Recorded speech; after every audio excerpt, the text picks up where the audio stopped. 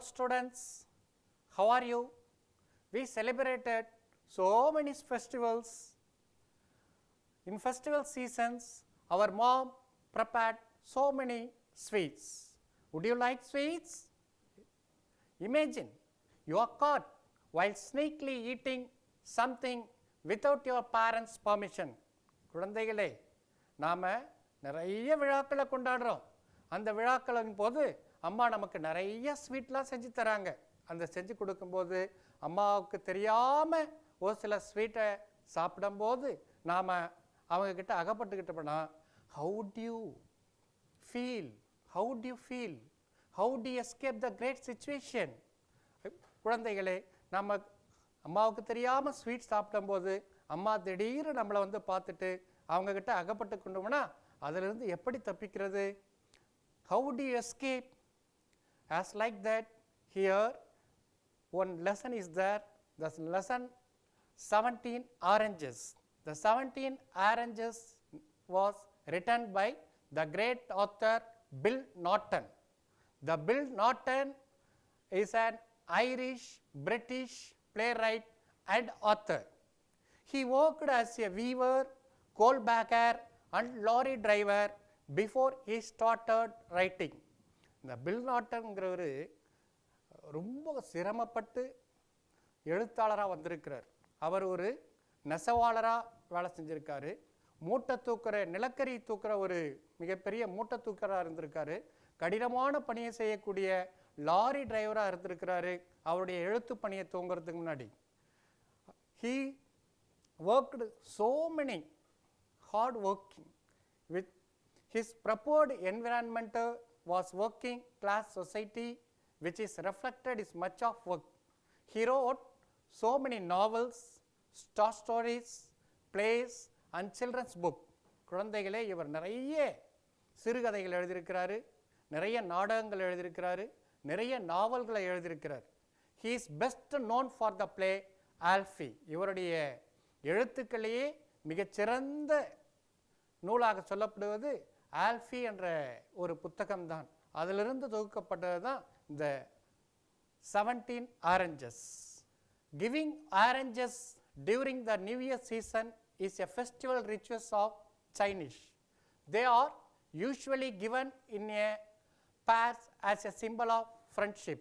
அதாவது ஆரஞ்சு பழங்களை நியூ இயரின் போது கொடுப்பதை சைனர்கள் வழக்கமாக வைத்திருக்கின்றார்கள். அதுவும் கொடுக்கும்போது ஒரு பேரை தான் கொடுப்பாங்களாம். ஏன்னா இரண்டாக கொடுத்தாதான் நம்மளுடைய நட்பை வந்து பிரிக்க முடியாது என்பதற்காக அப்படி கொடுப்பதை அவர்கள் வழக்கமாக வைத்திருக்கிறார்கள். ஆரஞ்சு பழத்தில் நம்முடைய தமிழகத்தில் கூட 6ம் 5ம் ஆகிய சூளைகளாக இருந்தபதனால் இதற்கு ஆரஞ்சு பழம் என்று சொல்லுகின்றனர். ஆரஞ்சு பழம் முதலில் இந்தியாவில் விளைந்ததாக கருதப்படுகிறது. இந்த மகத்துவத்தை அறிந்த பிறகு உலகம் முழுவதுமாக இது எடுத்துச் செல்லப்படுகிறது. ஆரஞ்சு பழத்தில் விட்டமின் சி அதிகமாக காணப்படுவதால் இது நம்முடைய உடல் நலத்திற்கு நன்மையை விளைவிக்கும் என்று அனைவரும் பரிந்துரைக்கின்றனர். Students, let's we study about the prose 17 oranges. The 17 oranges characters are the narrator friend Clum Jones, policeman Pongo. Students, the narrator friend Clum Jones and policeman Pongo. These three characters are very important to this lesson 17 oranges. அன்பு குழந்தைகளே, இப்போதான் நாம் பாடத்துக்கு உள்ளே போகிறோம். Oranges, I was fond of them. I used to eat them all day and every day. But one day, a policeman found 17 oranges hidden away in my pockets. He locked me and I have never eaten an orange again. I want to tell you the story. I was driving a little pony and cart for the Swift delivery company and I often went in and out of the docks. Oranges. குழந்தைகளே, இந்த பாடத்தில் நம்ம ஆரஞ்சை பற்றி பேச போதில்லை.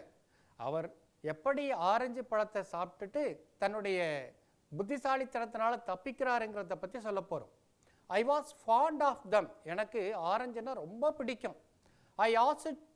I used to eat them all day and every day. Used to அப்படின்னு சொன்னால் வழக்கமாக, எப்போ நான் தினமும் ஒவ்வொரு நாளும் ஆரஞ்சு பழத்தை சாப்பிட்டுட்டே இருப்பேன். But one day a policeman found 17 oranges hidden away in my pockets. ஒரு நாள் நான் 17 ஆரஞ்சு பழத்தை என்னுடைய பாக்கெட்டுக்குள்ளே மறைச்சி வச்சுட்டு இருக்கும்போது போலீஸ்மேன் என்னை பார்த்துட்ட உடனே he locked me, என்னை சிறை வச்சு போட்டுட்டார். I have never eaten an orange. அப்போதிலிருந்து நான் ஆரஞ்சு பழத்தை சாப்பிட்றதையே விட்டுட்டேன். I want to tell you the story. அதை பற்றிய கதையை உங்களுக்கு நான் இப்போ சொல்ல போகிறேன்.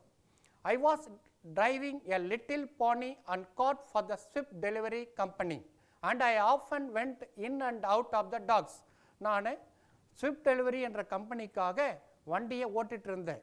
பானி அண்ட் கார்ட் அப்படின்னு சொன்னால் குதிரை பூட்டப்பட்ட ஒரு சின்ன வண்டி. I often went out in and out of the docks. எப்போவுமே அந்த டாக்ஸ் அப்படின்னு சொன்னால் கப்பல் வந்து சேருகின்ற இடம், சரக்கு பொருட்களை ஏற்றி இறக்கின்ற இடம், அந்த இடத்துல ஏதாவது கப்பலுக்கு சிறிய பிரச்சனைகள் ஏற்பட்டால் அந்த பிரச்சனையை சரி செய்கிற இடத்துக்கு பேர் தான் டாக்ஸ் அப்படின்னு சொல்லுவாங்க. அந்த டாக்ஸுக்கு வந்த பிறகு அங்கே இருக்கின்ற சரக்குகளை எல்லாம் கொண்டு வந்து நான் அந்த வண்டியில் எடுத்துகிட்டு போகிறது தான் என்னுடைய வேலை. இதை தான் நான் வழக்கமாக செஞ்சுக்கிட்டு இருந்தேன். I was not really a thief but I usually left the docks with something under my apron. I had made the apron myself and it was a big one. நான் உண்மையிலேயே திருடன் கிடையாது. ஆனால் I usually left the dock with something under my apron. எப்போது ஒரு சில நேரங்களில் நான் அப்பான் அப்படின்னு சொன்னால் சட்டைக்கு மேலே போடுகின்ற இந்த மேலாடைக்கு பேர் தான் அப்பான் அப்படின்னு சொல்லுவாங்க. அதுக்கு உள்ளார எப்போது நான் எடுத்துகிட்டு வர்றது. I had made the apron myself and it was big one. இந்த அப்பானை நானே தான் தயாரித்தேன். இது கொஞ்சம் மேலாக இருக்கும். இதில் இந்த கதையில் கொஞ்சம் பாருங்களேன் குழந்தைங்களே, பெரும்பாலான வேர்ப்ஸ் எல்லாம் மொத்தமே பாஸ்ட் டென்ஸில் தான் இருக்கும். ஐ ஹேட் மேட் அப்படின்னு பாருங்கள். Made, make, made, made. ஏன் கதையெல்லாம் பெரும்பாலும் சிம்பிள் பாஸ்ட் டென்ஸில் இருக்கும். இதில் இருக்கிற வேர்பெல்லாம் பெரும்பாலும் பாஸ்ட் டென்ஸ்லேயே இருக்கணும். அதனால் இந்த அப்பானை நானே தான் தயாரித்தேன், கொஞ்சம் பெருசாக தயாரிச்சிருக்கிறேன். when there was a banana boat in the docks I drove my little cart beside it. நான் அந்த டாக்ஸில் இருந்து பனானாவை ஏற்றிட்டு வருவேன். ஏற்றிட்டு வரும்போது எப்போது அந்த பழங்கள் சில நேரங்களில் வந்து கீழே விழுறது வழக்கம். sometime bunches of banana fell to the ground. Often my friends kicked a bunch to me from the boat. I always picked up the bananas quickly and hid them under my apron. அப்படி பனானாவை ஏற்றிட்டு வரும்போது சில banana, bunches of banana. பஞ்சஸ்ங்கிறது என்னடான்னு சொன்னால் it is a collective noun. Heap of stones அப்படின்னு சொல்கிறோம், bottle of water அப்படின்னு சொல்கிறோம், அதே மாதிரி கப் ஆஃப் மில்க்னு சொல்கிறோம். It's called as a collective noun. As like a bunches of banana அப்படின்னு சொன்னால் நம்ம தமிழில் சொல்லுவோம் இல்லையா, சீப்பு சீப்பாக இருக்குன்னு. அந்த சீப்பு சீப்பாக நான் எடுத்துகிட்டு வரும்போது ஒரு சில சீப்புகள் கீழே வந்தால் என்னுடைய நண்பர்கள் எடுத்துகிட்டு வச்சுக்காங்க. அதே போல் நானும் எப்போது ஒரு முறை கீழே விழுற பனானாவை என்னுடைய அப்பானுக்குள்ளே மறைச்சி வச்சுக்கிறது எனக்கு பழக்கமாக இருந்தது. Then I spend the rest of the day eating bananas. I liked bananas but I like oranges best of all. நான் அந்த பனானாவை கீழே விழுந்துட்ட பிறகு எடுத்துகிட்டு வந்ததை அப்பப்போ வீட்டில் உட்காந்து அமைதியாக இருக்கும்போது சாப்பிட்டுட்டு இருக்க இருந்தது. ஆனால் I like oranges best of all. எல்லா பழங்களை விட எனக்கு எந்த பழம் பிடிக்கும்னு கேட்டால் ஆரஞ்சு பழங்கள் தான் எனக்கு பிடிக்கும். I only took things when I found them, but some people planned a theft very carefully. Clem Jones was a careful planner. Let me tell you about Clem. அதாவது என்னுடைய நண்பர்கள்லாம் ரொம்ப சாதுரியமாக பழத்தை எடுத்துகிட்டு வருவாங்க. ஆனால் எனக்கு அதை போல் சாதுரியமாக பழத்தை எடுத்துகிட்டு வர்றதுக்கு எனக்கு தெரியாது.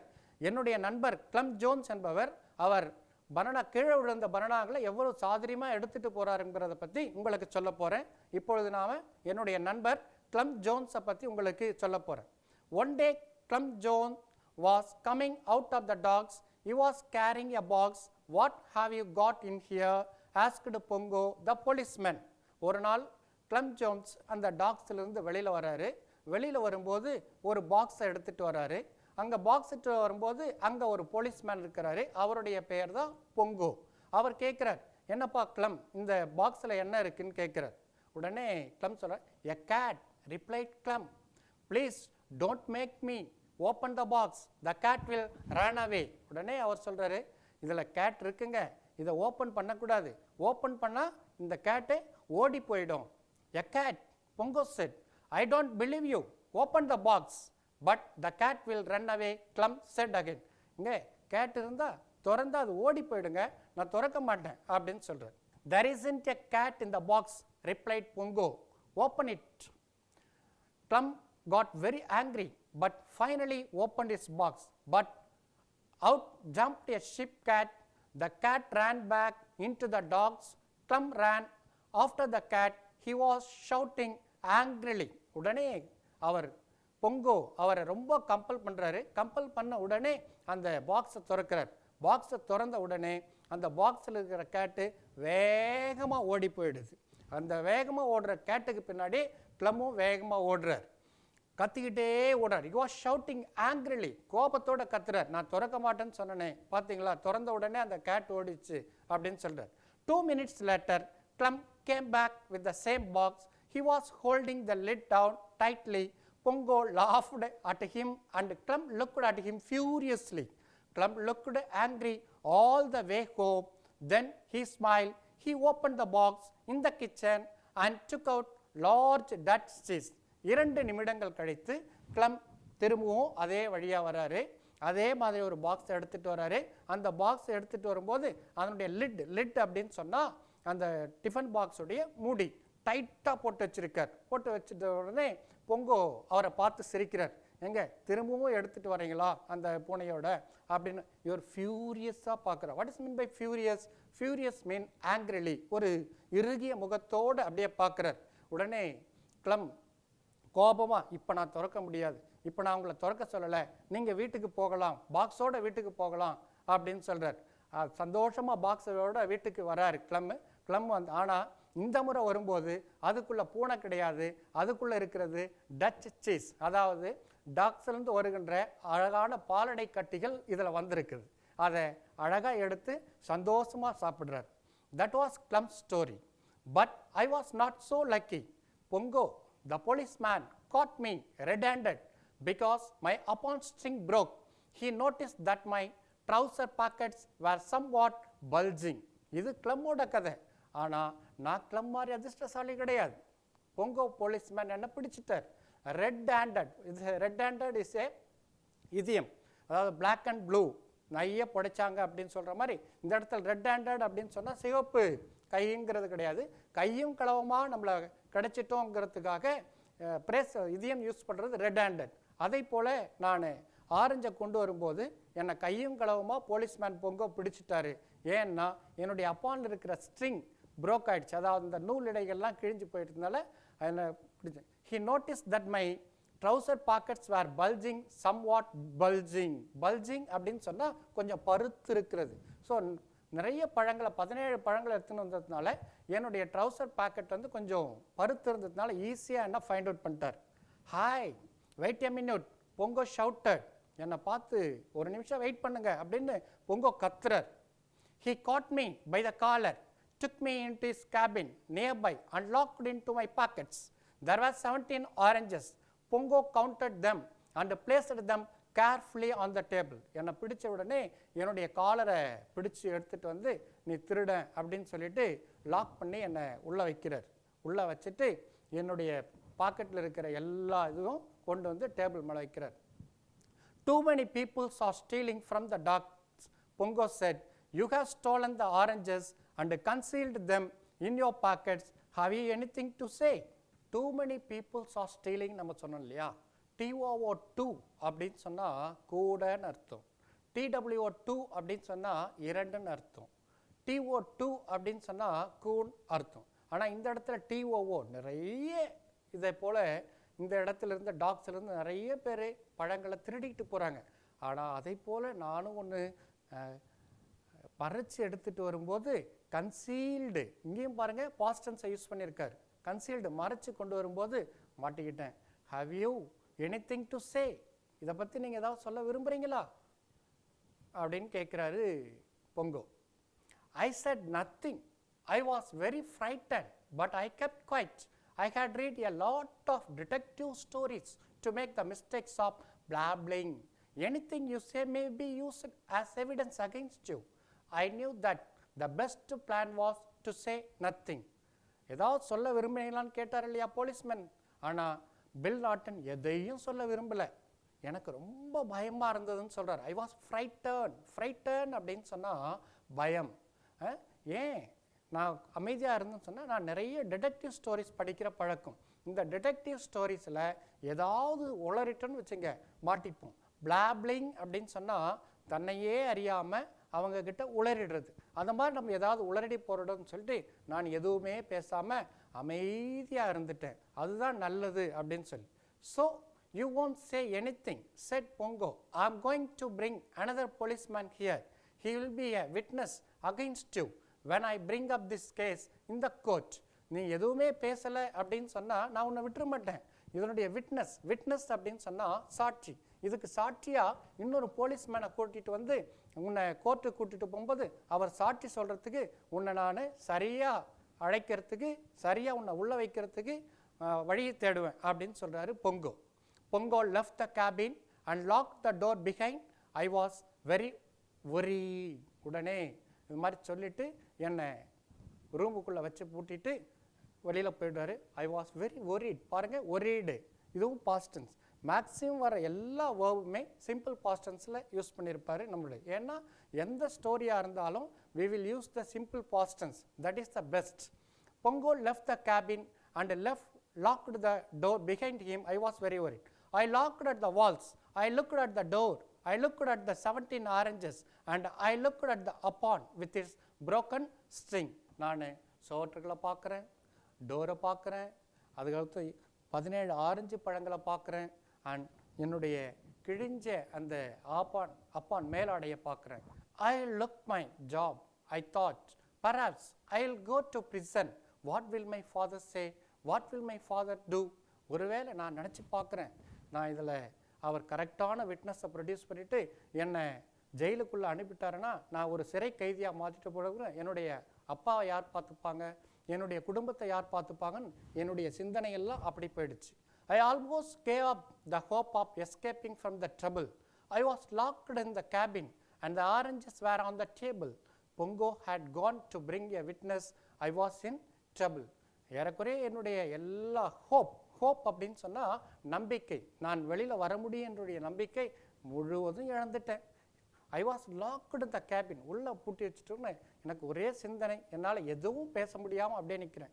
ஓ my God, I said what can I do. உடலே நான் கடவுளை தான் வேண்டேன். ஓ மை காட் அப்படின்னு கடவுளை வேண்டேன். நான் என்ன செய்யணும்? வாட் கேன் ஐ டூ, நான் என்ன செய்ய முடியும்?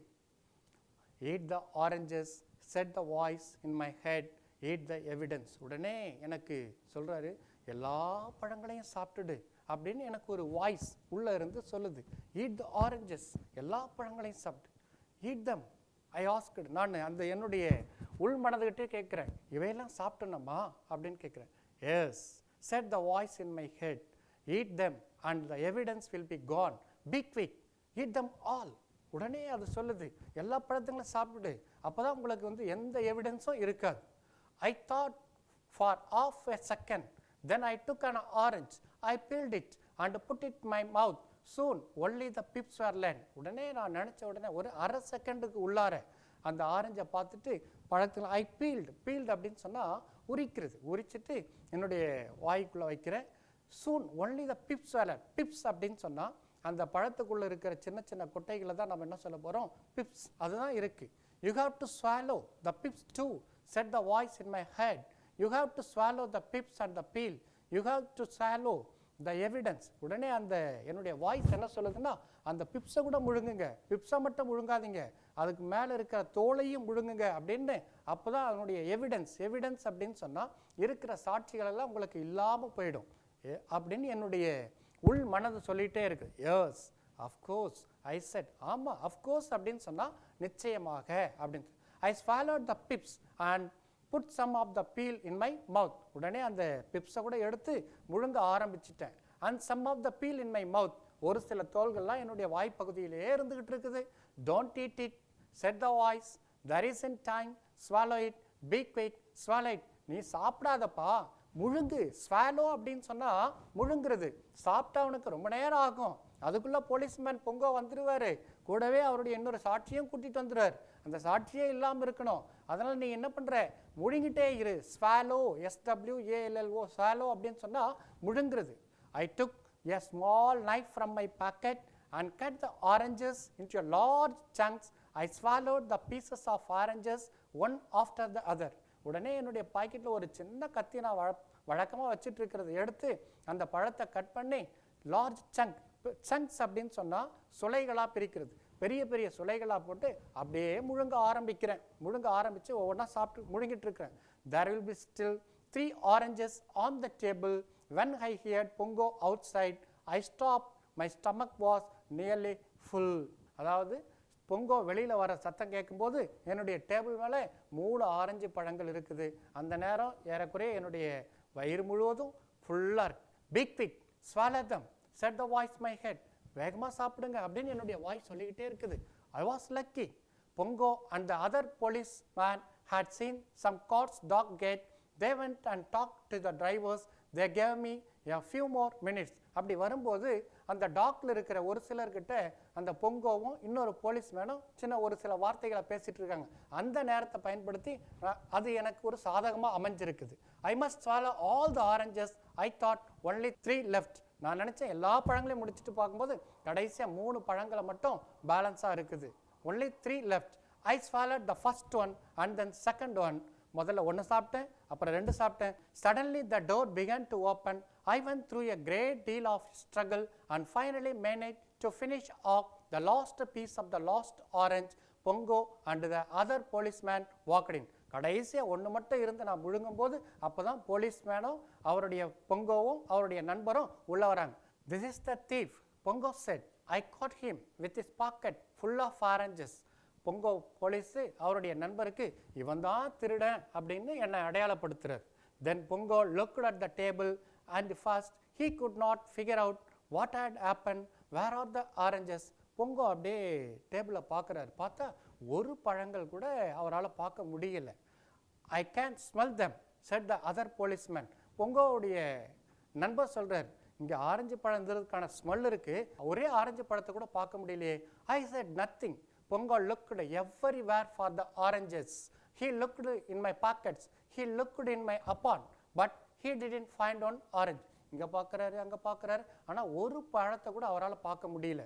Finally, Pongo understood what had happened, but it was very difficult to believe. கடைசியாக அவர் புரிஞ்சுக்கிறார். Understood. நல்ல பாஸ்ட் டென்ஸை கரெக்டாக சொல்லியிருக்காரு.